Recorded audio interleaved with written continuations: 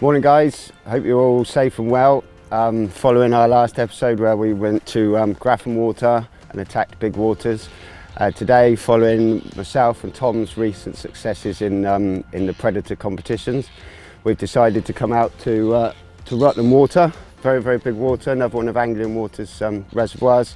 And we'll do our best to show you through how I approach a competition on this type of water, particularly like a multi-species competition. So we'll keep them crossed. I'm not saying we're going to get them on the camera, but like all competitions, you know, if we've got to go out and catch one pike, one perch, one zander, hopefully today I can give you a few pointers and a few tips on how to locate them in different areas and not just pick up a lucky fish when you're fishing for someone else. So yeah, stick with us, let's get out on the water and see what we can do.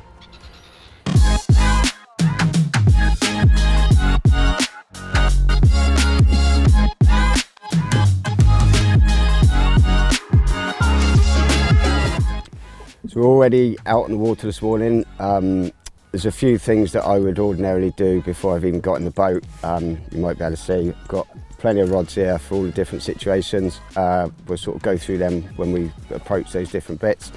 But the main thing is for consistency in the competitions is your practice and your preparation. So getting to know the water, finding out where the fish are, saving you a lot of time when it comes to competition day, so you're not driving about or walking the banks or wherever you're doing the competition, you know, looking for fish. Don't get me wrong, as we'll probably find today, I was out last week, so I've got a bit of an idea where the fish should be, but they're probably moved again, so we'll have a bit of searching. Hopefully we'll, you know, be able to pick a few up. If we look at today as being looking for one pike, one perch, one zander, for a bit of confidence, we should go and try and get, you know, our first fish on the board, which technically should be the easiest fish to catch. It's not always the case, and it was the hardest fish to catch last week. But let's go out and see if we can catch a zander first, and I'll show you through what we're doing there.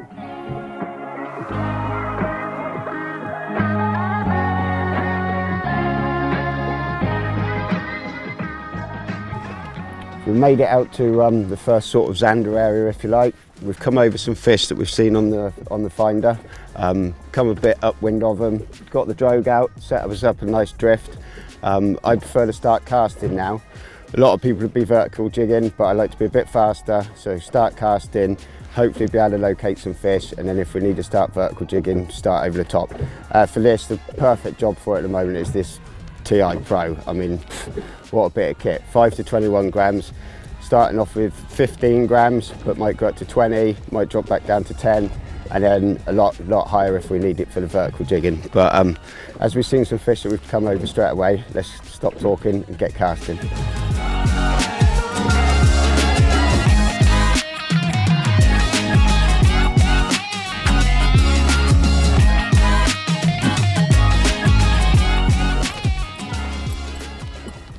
There we go, three casts, 3 fish.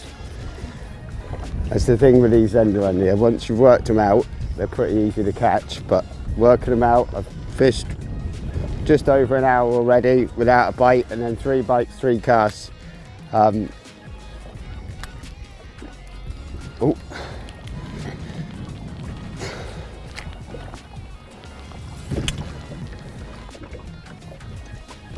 Hooks out straight away. Another small one. Happy days. As far as bait choice goes to start with, I just simply pick up, you know, something that's been working recently and one that I've got a lot of faith in. Just give it good 10-15 casts with this before I'd even contemplate changing to another one. So it's the 6 Edge UV green pumpkin.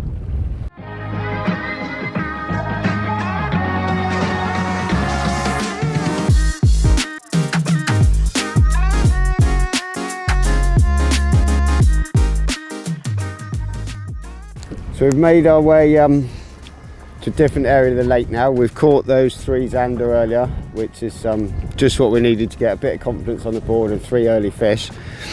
It's now coming on for nearly lunchtime, and where we were fishing 50 to sort of 70 foot for the Zander, we've now moved quite a lot shallower, 20 to 30 foot, and we're going to try and target a pike. Start off with, again, something that you trust, and something that I really trust is a pro shad. Nice and simple, no stinger, 10 grams. We're only in 20, 25 foot. Give this half an hour, small wire trace. Give this half an hour. If it doesn't work, I'll either go bigger to try and induce a take, or I'll go smaller if they're being a bit sly. Let's just have a few casts to see how we get on.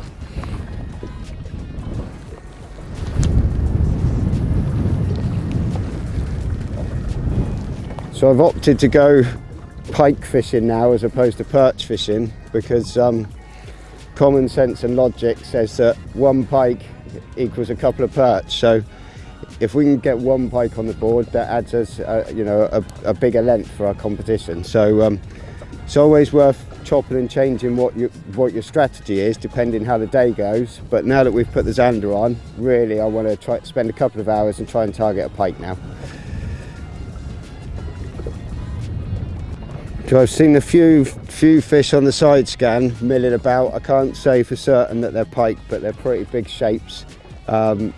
They would be pike, big trout, or bream. So really I'm just going to go over them with a number of different retrieves now. A couple of faster ones without any pauses, a couple of fast ones with quite long pauses, and then some real short, almost like your perch fishing, a couple of turns and a pause again, and see if we can induce a take at all. There's certainly a few fish milling about on the left hand side of the boat here, so we'll have a good look.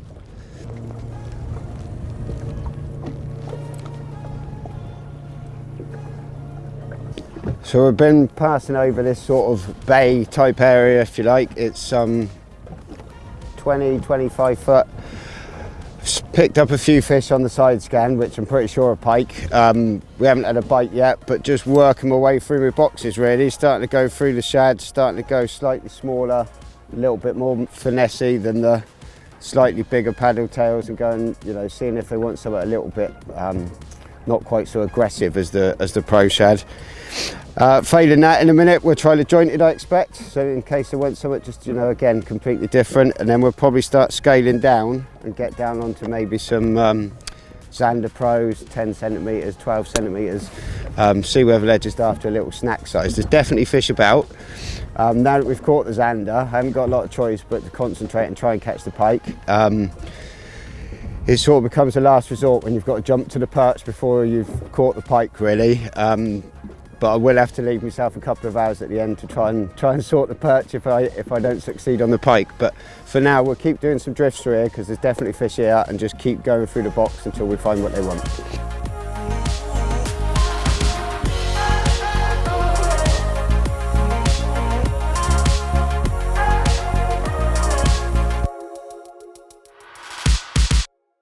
So I just run you quickly through what my sort of standard light pike setup is. Today I've got a 15 to 50 gram jigger, quite a small 2,500 reel, 20 pound braid. It's quite light for some pike fishing, but when you're out in a boat here you can control the fish pretty easy, you can get on top of them.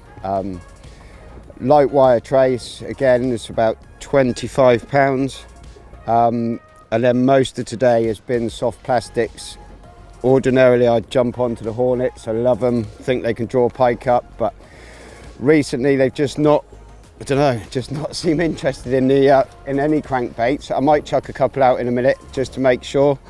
But really this is just quite a light, balanced pike setup that I can use in a competition all day long. If I was going out through and through pike fishing, I might take a heavier setup, or if I was going to be throwing bigger baits, so some of the bigger replicants and the bigger pro shads, then again I'd step it up to probably a 40 to an 80, but this 15 to 50 just deals with them perfectly for this. But we've just dropped over what I assume is a shoulder perch. We've been up pike fishing, struggled a bit, missed one, so I've just dropped a drop shot down. We're not going to really waste any time here, but as soon as we're trying to get the 3 species, if we could put another one on, it'd be yeah, it'd be nice. instead of just having a couple of Zeds from this morning.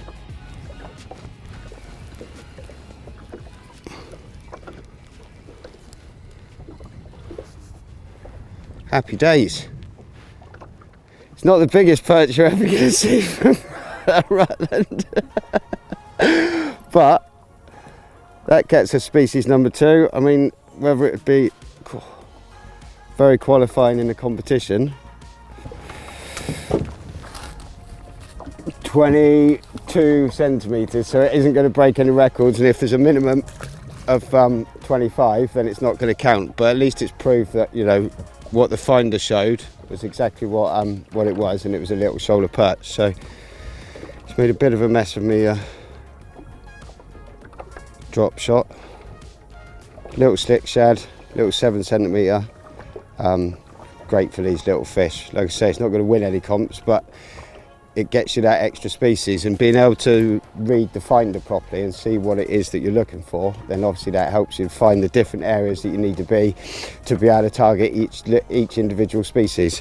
I suppose while we've got that out, we've thrown a few other bits for the perch today. A little selection of what we've been sort of dabbling with. Slick shads, mostly for the Zander, but also for the perch. Again, the 10 centimetre pro shad, brilliant for the perch, bigger perch, but we haven't really seen any today. And that little beauty, the rail shad, that gets a few vertical. It's got a funny action, but it seems to pick them up. So I suppose that's 2 species. Let's see if we can find a pike. So I've been having a play with the new vertical spin today, which is one of the new Terminator range, and it's absolutely perfect for working this rail shad in deep water. We've got 60 foot at the moment. We've got 2,500. It's the new Prism X reels. 0.1 braid, just get straight down there. Lovely vertical fishing. We do 2 in the range. One's up to 30 grams and one's up to 60 grams. Be absolutely perfect for covering most of these situations with your vertical, be it with a jig head or with somewhat similar to this.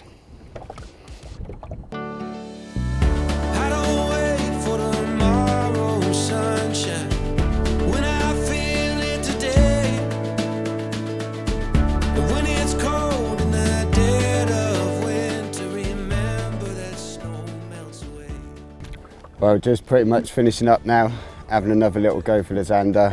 Just had one more.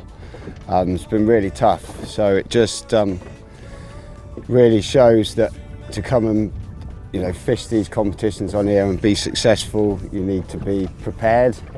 You need to do as much background sort of work as you can, as many pre-fishing trips as possible, practice trips, but the fish are always moving, the bait fish are moving, the predators are moving, so you've still always got to work hard during the day. But trying to get as much of that homework done before you get to the venue is definitely a big plus on the competitions. And then secondly, making sure you've got a big array of rods with you, so that you can just pick one up. So like when we caught the perch earlier, if we didn't have a drop shot rod set up, we wouldn't have caught one. You know, they were only quite small fish, but we were able to just pick a rod up, go straight down, because we've seen evidence on the finder. So we've picked a couple of boneless fish up, well, not boneless fish, but we've picked up the extra species there like that. Then when we're pike fishing, we've had a crankbait rod, which we haven't used today, a soft bait rod. So all of a sudden, for a multi-species competition, you might have 5, 6, 7 rods in the boat, but you'll generally use them all. Again, we've got boxes and boxes and boxes of lures everywhere, but there's each box is for a different species, different situation, different depth. So you need to make sure you've got everything by the kitchen sink pretty much, and just as much prep as possible so that everything's to hand. So I've got a box of pike stuff, my crankbaits, my box of slick shads, different colours, sizes. Slick shad has definitely caught the most fish today, but I think it's just because it's quite a negative bait, and they haven't really wanted it today.